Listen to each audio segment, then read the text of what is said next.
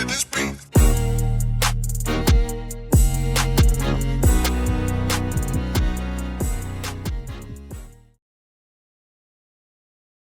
Welcome to another episode. Welcome to another episode of Gamecocks Talk with Captain Will.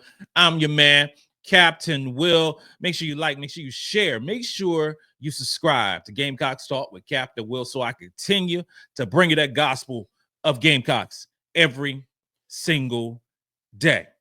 I want to thank everyone for tuning in. I want to thank everybody for chopping it up with your man, Captain Will. Follow me on Twitter at Gamecocks Talk. Follow me on Instagram at Gamecocks Talk with Captain Will, and follow me wherever you get your podcasts. Apple Podcasts, Spotify, wherever you get your podcasts, you can find your man, Captain Will. You're now rocking with the best, and this is for all the new folks. You're rocking with the best of South Carolina women's basketball coverage. The best. And since you're rocking with the best, come rock with your man, Captain Will. We got a good one today, y'all. We have a good one today. Y'all, we talking about some of the things that went right versus the East Carolina women's basketball team in a 51-point victory. And, you know, discussing what went right. I mean, you can have an abundance of things that went right with this basketball team on yesterday, but we're just going to, you know, discuss a few things. And as we turn the page from East Carolina and get ready for a Clemson showdown on Wednesday afternoon at 5:00 p.m. And I think it's called Little John College Arena, Little John Gym, whatever it's called. Clemson got a beatdown happening real soon in their own gymnasium. South Carolina's defense was disruptive and terrific. When opponent in the East Carolina has 27 turnovers. You know, South Carolina has been known for defense for years and years and years, okay? But 27 turnovers is a lot of turnovers. Carolina got 19 steals from East Carolina. That is crazy. That is something that's so noteworthy. They could not get in their offensive sets. There was a lot of one-on-one play. There was so much pressure on East Carolina. I think it sometimes goes unnoticed and unthought of and forgotten that our defense is dynamic. Our defense is athletic. Our defense is special, yet once again, our perimeter guards are elite, offensively and defensively. Those things can't be forgotten about.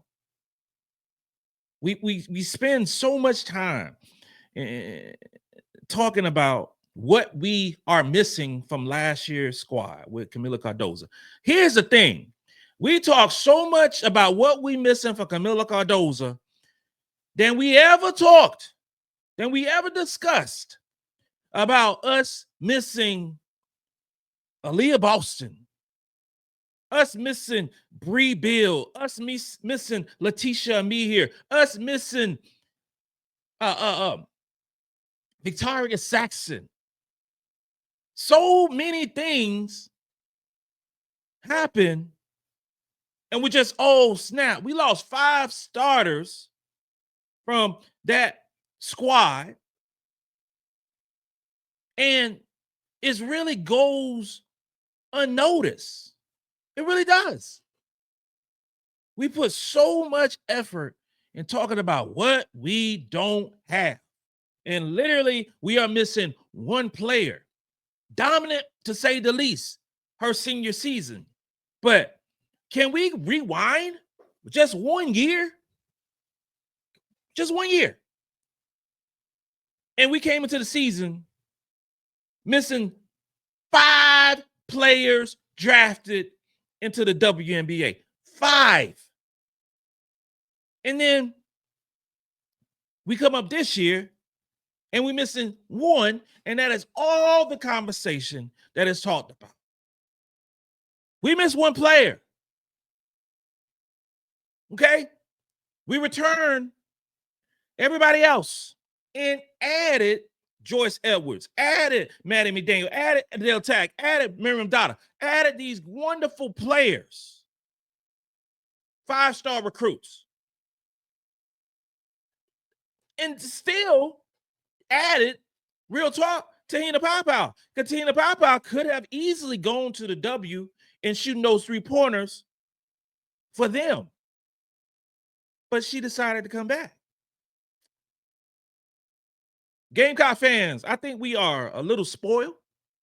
I'm just keeping it real. We're a little spoiled. And I think we're supposed to beat everybody by 40, 50 points. And when we have a little disruption, we have a little, we ain't beat this team by as many points as we supposed to do, and there's a little bit of discourse. I stand by my statement that this basketball team that we have right now, as it's currently constructed, and with everybody there, is the best basketball team that South Carolina's ever had in the history of ever. And it's led by Paopao, Raven, Bree, MiLaysia Fulwiley, and Tessa Johnson. And now you got to talk about Maddy McDaniel. This team caused 27 turnovers. Maddie had 4 steals in 19 minutes. Bree and Raven combined for 3 steals each in 25 and 27 minutes. Chloe and Watkins got 2 steals each in 19 minutes and 11 minutes. Watkins got 2 steals in 11 minutes. That is disruptive basketball. That is Gamecock basketball. Special. Number 2, let's talk about a little bit about the emergence of a Maddy McDaniel. Maddy McDaniel will prove to be under-recruited, under-ranked, much like MiLaysia Fulwiley last year. MiLaysia Fulwiley was ranked 13th in the country according to ESPN's 2023 recruiting class. Much like, I can actually say right now, Chloe Kitts, who was ranked 17th in that 2023 recruiting class. Maddy McDaniel was 14th ranked player in the 2024 recruiting class. She was the 2nd ranked point guard, but she was the 8th guard. I'm telling you right now. Like I've said for many times over many months, there's no way in the world that there are 7 other guards that was in this recruiting class that are better than Maddy McDaniel. There's no way. And it will prove to show that. She got hurt in the playoffs. She got hurt in the high school playoffs. She didn't have the opportunity to win a state championship. She didn't play in those national showcase games. The McDonald's All-American, although she was a McDonald's All-American. She didn't play the Nike Summit, although she wore Team USA. She didn't play in the Jordan Brand game, although she made the team. She is her stock, because people forgot, and it really pained me to see that over the course of those games, because you could see her on the bench, but it was like the camera pan. It made me upset. One time they was talking about a player who was sitting right beside her, and then no mention of Maddy McDaniel. Those clips, those photos, those things are going to look so crazy 3 years from now when she is lighting college basketball up. Like, oh, snap. You rewatch that on YouTube, or you rewatch it on whatever type platform, and you say, they ain't even talking about Maddie. Maddie's a great one. No discussion, because she's injured. Okay, got it. Last night, the true point guard, the pass first point guard, 19 minutes, 3 points, 4 rebounds, 4 steals, 6 assists, 1 turnover. Let me say that one more time. 6 assists, 1 turnover. Maddy McDaniel in 19 minutes of play. Okay. So far during the season, she's played 18 minutes, 3 points, 4 assists, 3 rebounds, 2 steals, 1 turnover. Okay. Her offensive rating is 114.3. Her defensive rating is 71.0. Second best on the team behind Ashlyn Watkins. 71.0. She is the definition of a disruptor. It's going to be so much fun watching the growth of this young lady over the next 3-4 years. It's going to be special. I see the future. I see the future. And the future is bright for one, Maddy McDaniel. She is the point guard of the future. She is the reason that Dawn Staley did not recruit a point guard in the class of 2025. Don't need one. We have her. She is special. She is going to be a player that is talked about, much like we talked about Isaiah Cook. Okay? That's who I see when I see Maddy McDaniel. Much like we talked about a Destiny Henderson. Much like we've talked about a Raven Johnson. Maddie is different, y'all. Her emergence on this roster, and some folks say she's getting minutes right now because of Tessa being injured. No, she ain't. That ain't the reason. They don't play the same position. I don't think it ain't affecting, her minutes whatsoever. She's getting minutes because she's a baller.